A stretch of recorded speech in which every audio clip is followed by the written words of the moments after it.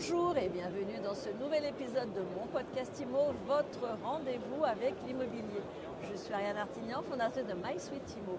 Et aujourd'hui, j'ai le plaisir de recevoir Laurent Nataf, fondateur d'Omelior. Bonjour Ariane. Laurent, vous nous expliquez ce que vous faites. C'est quoi Omelior? Bien sûr, Omelior, c'est un acteur de la rénovation énergétique en France. Nous avons deux grands axes de développement. Donc tout d'abord, nous accompagnons un réseau de professionnels dans l'ensemble des problématiques liées à la rénovation énergétique. Donc nous accompagnons les professionnels RGE sur l'obtention des différentes aides, notamment les certificats d'économie d'énergie et MaPrimeRénov'. On les accompagne un petit peu dans tout le marasme de la rénovation énergétique pour leur permettre évidemment d'accélérer leur business. Et on a également une filiale qui s'appelle l'Omelior Habitat qui accompagne des particuliers directement dans leurs travaux de rénovation énergétique.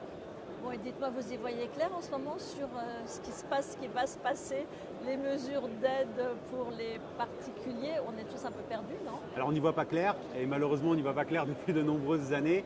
Ce qu'on peut vous dire, c'est que le décret pour la 6e période des certificats d'économie d'énergie vient de sortir.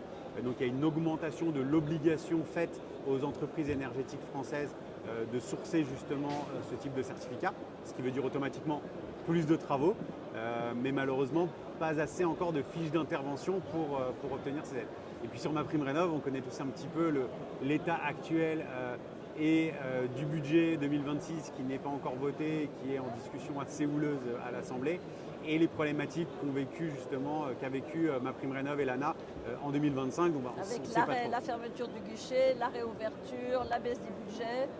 L'arrêt, en fait, la fermeture du guichet pour la rénovation d'ampleur, une réouverture mais un petit peu tangente avec une baisse des primes et un marché en fait qui n'est pas trop retourné vers les aides de MaPrimeRénov'. Et c'est vrai qu'aujourd'hui, on est toujours sur des délais de traitement qui restent très longs, même si c'est réouvert, et on ne sait pas du tout de quoi 2026 va être fait. Donc les artisans aujourd'hui ont du mal à se projeter sur les différents dispositifs d'aide. On n'y voit pas clair. Comment on pilote une boîte comme la vôtre avec toutes ces inconnues là, sur ce marché de la rénovation Malheureusement, un petit peu à vue. C'est un petit peu ce qui est compliqué. Donc Omelior est dans le secteur de la rénovation énergétique depuis 2017. Et c'est vrai que depuis 2017, on a vécu énormément de stop and go. Cette année, c'est assez particulier. Je pense que c'est l'année la plus compliquée. Je donne un exemple très simple. On a une modification de la fiche C2E, certificat d'économie d'énergie pompe à chaleur, au 1er octobre. Et on reçoit hier matin une proposition de remodification de cette fiche pour le 1er décembre. Donc c'est très difficile de piloter, très difficile de prévoir, très difficile d'investir. Donc voilà, donc on essaye de faire comme on peut. Et d'être extrêmement souple. On doit l'être le plus possible, mais c'est vrai que si on veut se développer, qui dit développement dit de nouveaux process, de nouveaux outils, du recrutement. Donc on perd aussi de cette souplesse. Et c'est assez délicat pour nous au quotidien. Et dernière question, qu'est-ce que vous donnez comme conseil à un particulier qui nous écouterait, qui se dit j'ai des travaux à faire de réno, comment je m'y prends? Est-ce que j'attends pas, je me lance? En fait, je ne peux pas lui dire d'attendre. Aujourd'hui, il y a des aides malgré tout. Il faut se lancer évidemment. Il faut être accompagné par un acteur comme Omelior qui permet en fait d'avoir un interlocuteur unique qui va gérer les travaux, le suivi de travaux, les aides, le financement de ces aides, etc., l'audit, tout ce qu'il faut pour qu'il puisse être tranquille. Après, lui dire que demain il y aura plus d'aides ou que hier c'était mieux, malheureusement on ne sait pas. Il y a trop de changements. Il y a toujours des aides. Alors aujourd'hui, il y en a. Sur MaPrimeRénov', c'est long.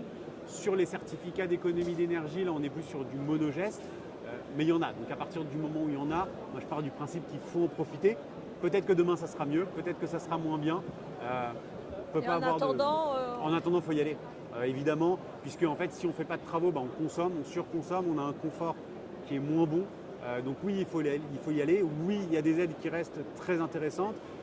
Parfois, il faut attendre longtemps, comme pour la rénovation d'ampleur avec MaPrimeRénov', mais le jour où on a l'accord pour faire ces travaux, on est généralement assez content. Donc oui, il faut faire des travaux, il faut être bien accompagné pour les faire. Bon, dernière question, votre feuille de route 2026? On attend. C'est un peu comme le budget 2026. On attend. Alors nous, notre objectif, c'est de proposer de plus en plus de services aux professionnels de la rénovation énergétique. C'est de proposer de plus en plus de produits à installer pour les particuliers, mais également sur 2026 pour les professionnels, notamment les bâtiments tertiaires, les entrepôts, les bureaux, pouvoir également les accompagner, parce que c'est un vrai sujet aussi qu'on oublie parfois. Donc on souhaite continuer notre développement, on souhaite évidemment continuer à développer nos offres d'accompagnement, notre expertise sur des métiers dans l'industrie, dans le tertiaire qu'on n'a pas aujourd'hui.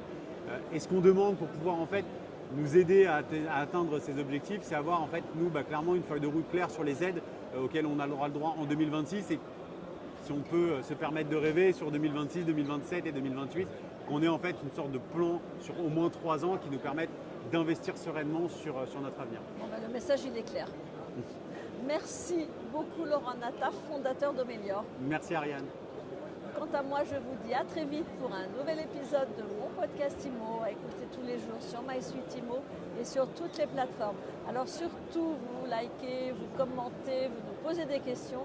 Évidemment, vous vous abonnez et vous nous laissez des étoiles. On adore les 5 étoiles chez MySuite IMO.